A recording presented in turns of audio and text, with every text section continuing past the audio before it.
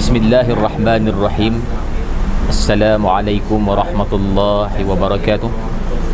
Alhamdulillahi wahdah, wassalatu wassalamu ala man la nabiyya ba'dah. Muslimin yang dirahmati Allah, sekarang kita berada di dalam bulan Rajab, salah satu daripada bulan haram, dan menjadi tradisi kaum muslimin akan mengingati satu peristiwa besar yang disebut dengan peristiwa Isra dan Mi'raj. Ia merupakan suatu mukjizat yang dianugerahkan oleh Allah Azza wa Jalla kepada Nabi kita Muhammad sallallahu alaihi wasallam ketika dakwah pada ketika itu tertutup daripada arah depan, belakang, kiri dan kanan, dengan maksud penentangan itu sangat keras. Lebih-lebih lagi tahun itu disebut dengan tahun sedih di atas kewafatan isterinya Khadijah dan juga bapa saudaranya.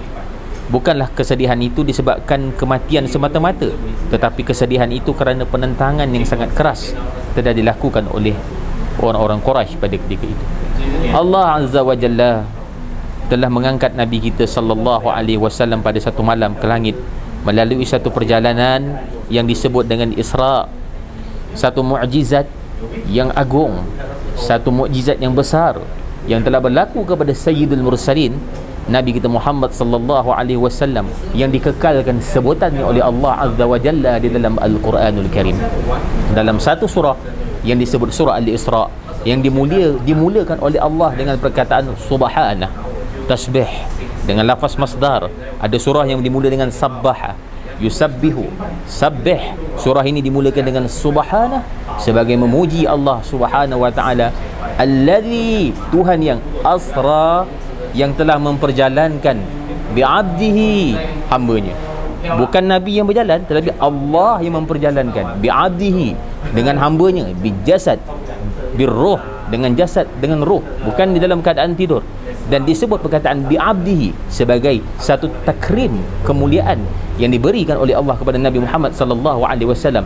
Kata Fadilatul Syekh Tantawi, kalaulah ada perkataan lain Allah dah sebut. Allah tak sebut binabiyyihi, birasulihi, tetapi Allah sebut bi'abdihi, menunjukkan perkataan ini adalah semulia-mulia perkataan dan seagung-agung perkataan yang diberikan oleh Allah untuk mengangkat darjat Nabi kita Muhammad sallallahu alaihi wasallam. Subhanallazi asra bi'abdihi lailan minal masjidil harami ilal masjidil aqsa alladhi barakna haulah. Dialah Allah yang telah memperjalankan hambanya pada malam hari, laila, tanpa disebut alif lam di situ. Ini menunjukkan lafaz nakirah, menunjukkan sedikit saja, juz'un yasir, sedikit saja daripada malam, tidak memakan separuh malam atau perjalanan yang panjang daripada Masjidil Haram ke Masjidil Aqsa. Allah mengayatkan peristiwa Isra ini di antara Al-Haram dan Al-Aqsa, di mana kedua-dua ini adalah tempat turunnya wahyu.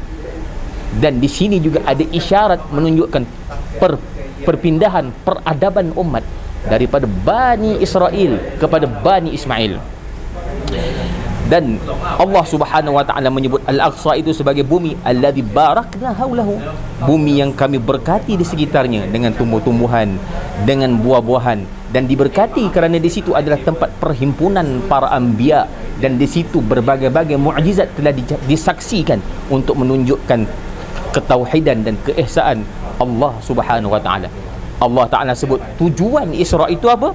Linuriyahu min ayatina, untuk menunjukkan kepada Nabi sallallahu alaihi wasallam tanda-tanda kebesaran Allah, supaya hati Nabi itu menjadi lapang, supaya Nabi lebih kuat.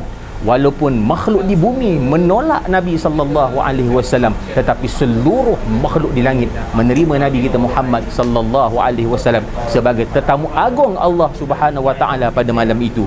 Innahu huwas samiul basir, sesungguhnya Allah itu sami', mendengar ucapan Nabi, basir, melihat akan Nabi kita Muhammad sallallahu alaihi wasallam. Allah tidak melalaikan Nabi, Allah tidak melupakan Nabi. Di saat manusia menentang Nabi sallallahu alaihi wasallam, Allah menghiburkan Nabi dengan mukjizat yang kekal abadi, iaitu mukjizat Isra dan Mi'raj. Aqulu qauli hadza wa astaghfirullahal azim li wa lakum. Wassalamu alaikum warahmatullahi wabarakatuh.